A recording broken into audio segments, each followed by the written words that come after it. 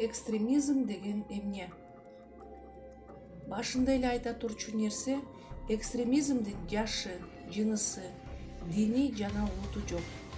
Эч ким экстремист болуп төрөлбөйт. Анда адамдар кантип экстремист болуп калышат? Экстремизм латын тектүү сөз.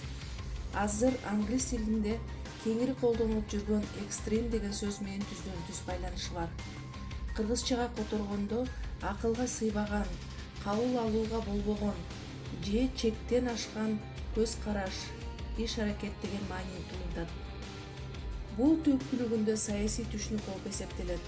Ошондуктан дүйнө жүзүндөгү мамлекеттер өздөрүнүн шарттарын ар кандай аныктамаларды берип, ошого жараша иш жүргүзүп келишет. Кыргызстанда дагы экстремисттик аракеттерге каршылык көрсөтүү жөнүндө мыйзам кабыл алынып, анда экстремизм кеңири сүрөттөлгөн. Жалпы өзгөчөлүктөрүнүн негизинде экстремизмди кандайдыр бир максатка жетүү үчүн кайсы бир өлкөнүн бүтүндүгүнө жана фундаменталдык баалуулуктарына каршы багытталган көз караштар же иш аракеттер деп түшүнсөк болот. Ошондуктан экстремизмдин өзөгүндө кандайдыр бир идеология жатат. Ошол идеологиянын негизинде экстремизмге мүнөздөмө беришет. Ал идеологияны дин эле ишеним түзбөйт. Ал ар кандай толгон топой ишенимдер, көз караштар, саясий, улуттук жана башка менен толукталышы мүмкүн. Азыркы күндө экстремизм көбүнесе терс мааниде жана саясий же диний көрүнүштөрдү чечмелөө үчүн колдонулуп келет.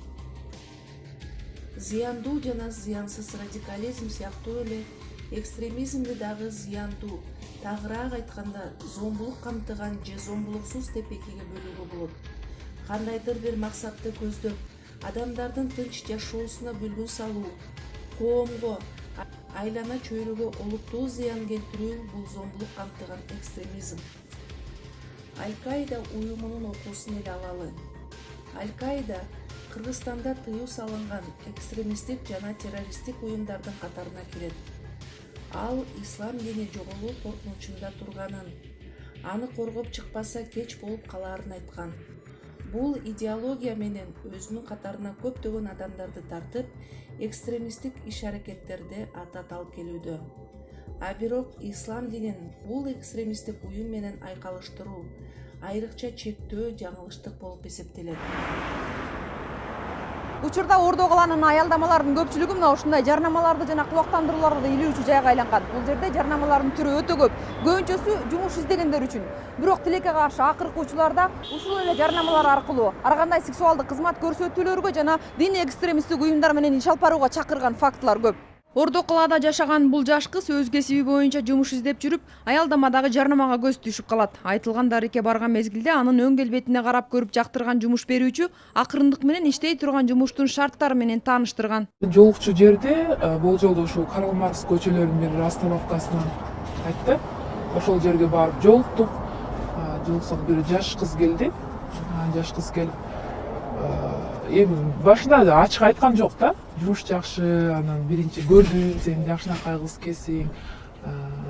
Ошол бизде ушундай жакшы жумуш бар.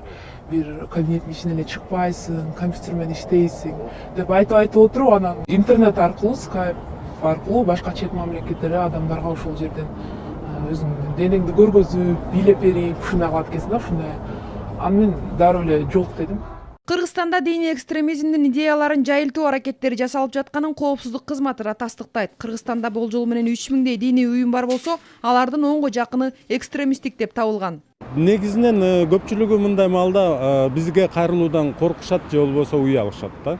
Ошон үчүн жалпы жарандарга айтып кетет элек, бул жерде эч кандай корко турган же болбосо уяла турган эч нерсе жок. Андыктан сөзсүз түрдө биздин улуттук коопсуздук комитетинен кайрылса. Диний экстремисттик уюмдардын ишмердүүлүгүнө Кыргызстандын аймагында тыюу салынганы менен алар дагы деле жашыруун ишмердүүлүгүн жүргүзүп келет. Эл өкүлү Төрөбай Зулпукаров чет өлкөлөрдө согуштук аракеттерге катышкандыгы үчүн жарандардын жоопкерчилигин караган мыйзам долбоорун өкмөт тез арада сунуштоосу зарыл деп эсептейт. Бизде ГКМБ биргеликте иштеп, мыйзам долбоорун алып келишке, тез аранын ичинде бул мыйзамды эгерде кабыл албай турган болсок, бүгүнкү күндө Сирияда же болбосо башка мамлекеттерде ошол мыйзамсыз куралдуу кошундарга кошулуп согушуп келген Кыргызстандын жарандары баягы жоопкерчилиги Кылмыш жазык кодексинде жок болуп атат. Иликтөөлөргө таянсак, бүгүнкү күндө Кыргызстанда экстремисттик диний багыттагы уюмдарга кыз-келиндер көбүрөөк тартылууда. 2005-жылы аялдар тарабынан 1% экстремисттик кылмыштар жасалса, быйыл ал 23%га өскөн. Жогоруда сөз болгондой, кандайдыр бир максатка жетүү үчүн адам өмүрүнө коркунуч туулуп, айлана чөйрөгө олуттуу түрдө зыян тийип жаткандыктан, мындай аракеттерди болтурбоо үчүн баарыбыз колдон келген аракетибизди жумшообуз зарыл.